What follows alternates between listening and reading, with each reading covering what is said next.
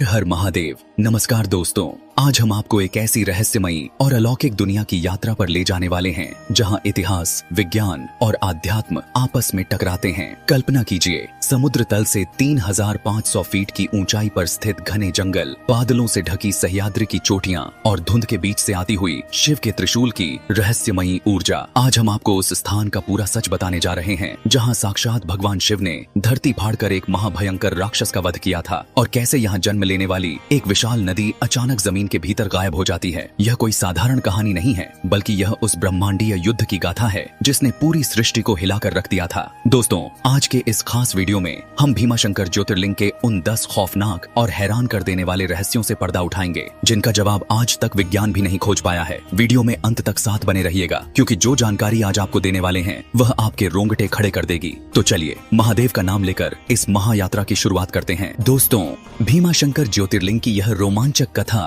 त्रेता युग के उस कालखंड में ले जाती है जब पूरी धरती पर राक्षसों और आसुरी शक्तियों का भयंकर आतंक फैला हुआ था। इस कथा का प्रामाणिक और विस्तृत वर्णन हमें शिव महापुराण की कोटि रुद्र संहिता में मिलता है। कहानी की शुरुआत भगवान विष्णु के 7वें अवतार मर्यादा पुरुषोत्तम श्री राम द्वारा लंकापति रावण और उसके महाबली भाई कुंभकर्ण के वध के बाद होती है। लंका के उस विनाशकारी युद्ध में कुंभकर्ण की मृत्यु के बाद उसकी पत्नी करकटी अपने प्राण बचाकर सह्याद्री के घने और दुर्गम जंगलों में छिप गई थी। करकटी ने एकांत और भयानक जंगलों में एक पुत्र को जन्म दिया जो दिखने में अत्यंत विशाल और डरावना था। इस बालक का नाम भीम रखा गया, क्योंकि भीम का जन्म युद्ध के बहुत बाद हुआ था। इसलिए अपने बचपन में वह रामायण के उस महायुद्ध और अपने पिता कुंभकर्ण के दर्दनाक अंत के बारे में पूरी तरह से अनजान था। वह सह्याद्री के घने जंगलों में जंगली जानवरों के बीच एक अत्यंत क्रूर और शक्तिशाली दानव के रूप में बड़ा हो रहा था। उसका शारीरिक बल इतना अधिक था कि वह विशाल पेड़ों को उखाड़ फेंकता था। जब भीम युवा हुआ तो उसके मन में अपने पिता के बारे में जानने की तीव्र जिज्ञासा उत्पन्न हुई। उसने अपनी माता करकटी से अपने पिता की पहचान और उनकी मृत्यु का कारण पूछा। भारी मन और आंखों में आंसू लिए करकटी ने उसे बताया कि उसके शूरवीर पिता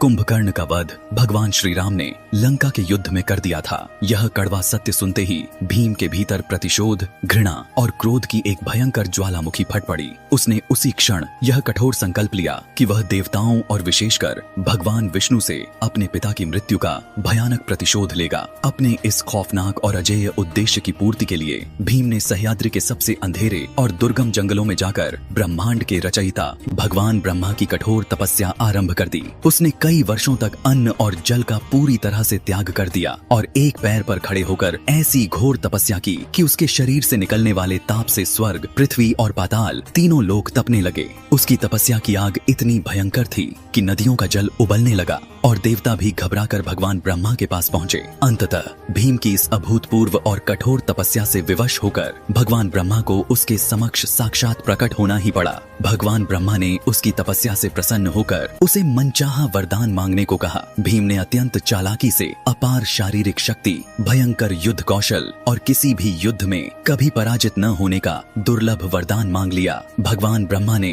तथास्तु कहकर उसे यह असीमित और दिव्य शक्ति प्रदान कर दी, जिसने उसे तीनों लोकों में सबसे शक्तिशाली और खतरनाक दानव बना दिया। इस महाशक्ति को प्राप्त करने के बाद भीम का अहंकार 7वें आसमान पर पहुंच गया और उसने ब्रह्मांड में भयंकर हाहाकार मचाना शुरू कर दिया। उसने अपनी एक विशाल राक्षसी सेना तैयार की और सबसे पहले देवताओं के निवास स्थान स्वर्गलोक पर एक भयंकर आक्रमण कर दिया। इस युद्ध में उसने देवताओं के राजा इंद्र को भी बुरी तरह पराजित कर दिया और सभी देवताओं को स्वर्ग से निष्कासित कर दिया। स्वर्ग पर कब्जा करने के बाद उसका अत्याचार पृथ्वी पर भी कहर बनकर टूट पड़ा। पृथ्वी पर रहने वाले निर्दोष ऋषियों, मुनियों और विशेष रूप से भगवान शिव के भक्तों पर उसने अमानवीय और क्रूर अत्याचार करना आरंभ कर दिया। वह नहीं चाहता था कि पृथ्वी पर कोई भी व्यक्ति देवताओं की पूजा करे। उसके इसी अहंकार और क्रूरता का सबसे भयानक रूप कामरूप प्रदेश के राजा सुदक्षिण पर हुए आक्रमण के दौरान सामने आया। कामरूप प्रदेश का यह राजा भगवान शिव का परम और अटूट भक्त था, जो अपना पूरा जीवन शिव आराधना में ही व्यतीत करता था। अहंकारी राक्षस भीम ने अपनी विशाल सेना के साथ राजा सुदक्षिण के राज्य पर धावा बोल दिया और पूरे राज्य को तहस नहस कर दिया। उसने राजा को युद्ध में पराजित किया, उन्हें बंदी बना लिया और एक अंधेरी सीलन भरी काल कोठरी में कैद कर दिया। भीम का मुख्य उद्देश्य केवल सुदक्षिण सुदक्षिण का राज्य छीनना नहीं था, बल्कि उनकी उस अटूट आस्था को कुचलना था जो वे भगवान शिव के प्रति रखते थे। भीम चाहता था कि सुदक्षिण शिव की पूजा छोड़कर उसके सामने घुटने टेक दें और उसे ही अपना भगवान मान लें। परंतु दोस्तों, सच्ची भक्ति को कोई भी कालकोठरी कैद नहीं कर सकती। जेल की उन घोर अंधकारमयी और अमानवीय परिस्थितियों में भी राजा सुदक्षिण की आस्था बिल्कुल नहीं डगमगाई। उन्होंने जेल के भीतर ही पड़ी हुई थोड़ी सी मिट्टी और पत्थरों को एकत्रित किया और अपने हाथों से एक पवित्र शिवलिंग का निर्माण कर लिया। राजा सुदक्षिण दिन रात उसी मिट्टी के शिवलिंग के सामने बैठकर भगवान शिव की मानसिक और भौतिक स्तुति में पूरी तरह से लीन रहने लगे। उनकी आंखों से बहते आंसू उस शिवलिंग का नित्य अभिषेक करते थे। कुछ ही दिनों में जब राक्षस भीम को अपने गुप्तचरों के माध्यम से इस बात की भनक लगी कि राजा सुदक्षिण जेल में बंदी होने के बावजूद उसके सबसे बड़े शत्रु की पूजा कर रहे हैं, तो उसका क्रोध बेकाबू हो गया। वह गुस्से से फुफकारता हुआ अपनी सबसे भारी और खतरनाक तलवार लेकर सीधे उस कारागार में जा पहुंचा। भीम ने गर्जना करते हुए राजा सुदक्षिण का घोर उपहास किया और कहा कि आज देखते हैं कि तुम्हारा यह शिव तुम्हें मेरी इस तलवार से कैसे बचाता है। राजा सुदक्षिण ने आंखें बंद कर लीं और वे ओम नमः शिवाय का जाप करने लगे।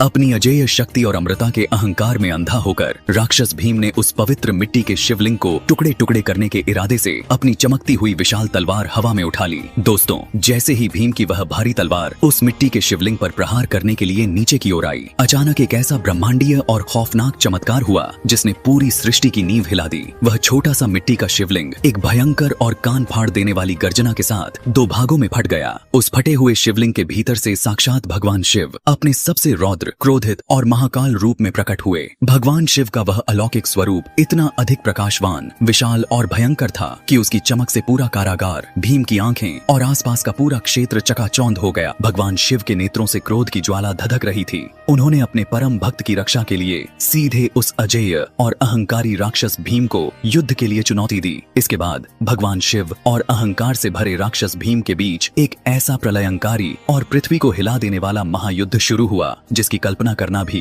रोंगटे खड़े कर देता है। यह युद्ध कई दिनों तक चलता रहा। दोनों के शक्तिशाली अस्त्र शस्त्रों के टकराव से उत्पन्न ब्रह्मांडीय ऊर्जा के कारण स्वर्ग और पृथ्वी दोनों डगमगाने लगे। सभी देवता, यक्ष, गंधर्व और ऋषि मुनि आकाश से यह युद्ध देख रहे थे और भयभीत थे कि कहीं इस भयंकर टकराव से पूरी पृथ्वी का ही समूल विनाश न हो जाए। युद्ध की इस खौफनाक भयंकरता और ब्रह्मांडीय असंतुलन को देखते हुए देवर्षि नारद वहां तुरंत प्रकट हुए। उन्होंने हाथ जोड़कर भगवान शिव से अत्यंत विनम्र प्रार्थना की कि हे महादेव, अब इस महायुद्ध को शीघ्र समाप्त करें, अन्यथा सृष्टि का अंत हो जाएगा। नारद मुनि और अन्य देवताओं की करुण पुकार और स्तुति सुनकर भगवान शिव का क्रोध अपने चरम बिंदु पर पहुंच गया। उन्होंने अपने भीतर की संपूर्ण असीम ब्रह्मांडीय ऊर्जा को एक साथ केंद्रित किया और राक्षस की ओर देखा। भगवान शिव ने अपने कंठ से एक भयंकर और प्रलयंकारी हुंकार भरी। शिव के मुख से निकली इस दिव्य हुंकार और उनके तीसरे नेत्र के क्रोध की ज्वाला ने उस अत्यंत शक्तिशाली और अजेय राक्षस भीम तथा उसकी पूरी राक्षसी सेना को क्षण भर में वहीं जलाकर भस्म कर दिया। कुछ ही पलों में वह विशाल दानव राख के